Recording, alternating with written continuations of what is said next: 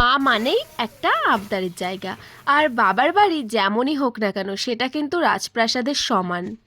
একটা বছর পর মায়ের বাড়িতে এসছি, মা বাবা সবাই খুব খুশি। দেখো এই জিনিসটাকে কি তোমরা চেনো? শাপলা, অনেকে আবার অন্য কিছুও বলে, কিন্তু আমাদের ভাষায় আমরা শাপলা বলি।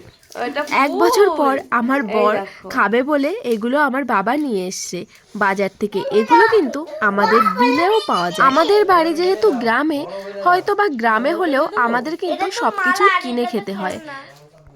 কিন্তু যদি বলো তোমার গ্রাম ভালো লাগে না শহর ভালো লাগে, আমি বলবো আমার গ্রাম ভালো লাগে, কারণ গ্রামে আমি মন খুলে নিঃশ্বাস নিতে পারি। ছোটবেলার কথা কার কার মনে আছে? এই শাপলাগুলো দিয়ে আমরা কত মালা বানিয়ে বানিয়ে আমরা খেলেছি, মনে আছে কি তোমাদের? সেটাই আমার মাম্মামকে আমরা বলছিলাম, এবং দেখো দুই বোনে এখানে ঝগড়া করছে। ও বলছে আমি নেব, ও বলছে আমি নেব। কয়টা শাপলা আছে? 10 টাকা? বাবা,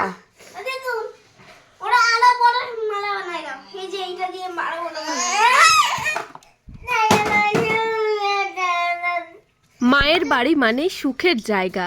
যেমনই হোক না কেন, যেমনই খাই না কেন, সেখানে যেন একটা আলাদাই শান্তি বিরাজ করে। দেখো খাটের ওপর বসে মা ডিম টোস্ট দিয়ে গেল, আর এদিকে দেখো কি হচ্ছে, শাপলার বড়া। তোমরা কে কে খেয়েছো বলো? আমি কিন্তু বহু বছর পরে খাচ্ছি। শাপলাগুলো যখন দেখেছি তখনই মনে হয়েছে যে শাপলার বড়া খাবো। জানো খুব ভালো লাগে, সেই মনে হয় সেই ছোটোবেলায় খেয়েছি। আর এইসব ভাজা পোড়া খেতে আমি আর আমার বাবাই ভালোবাসি, কিন্তু আমি বাবাও বোধহয় খাইনি, কারণ আমি নেই, সেই জন্য ওরকম করে কেউ আবদার করারও নেই। তাই বাবাও মানে এই শাপলার বড়াটা মনে হয় আমার দৌলতেই খাবে আজকে। বাবার আর আমার খাবারের পছন্দ প্রায় একই, কিন্তু আমার বর কিন্তু আমার মতো এরকম তেলে ভাজা খেতে কিন্তু একদমই ভালোবাসে না।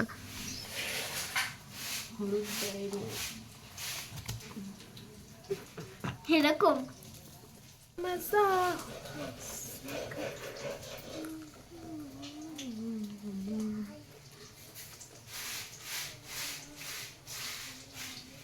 চালের গুঁড়ো দিয়ে বেশি ভালো লাগে।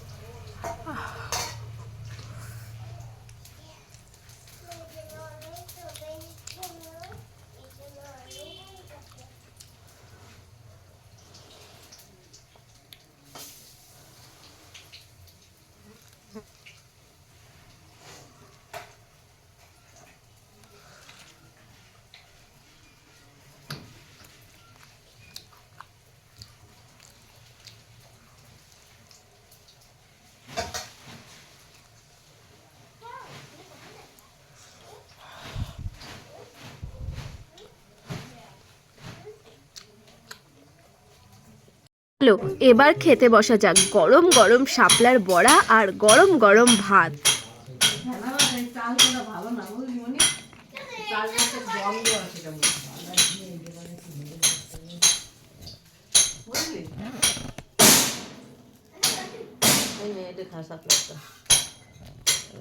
না খাবো না, অনেকগুলো খাইছিস। তেলে ভাজা এত খাই না দিদি, পেট ব্যথা করবে না।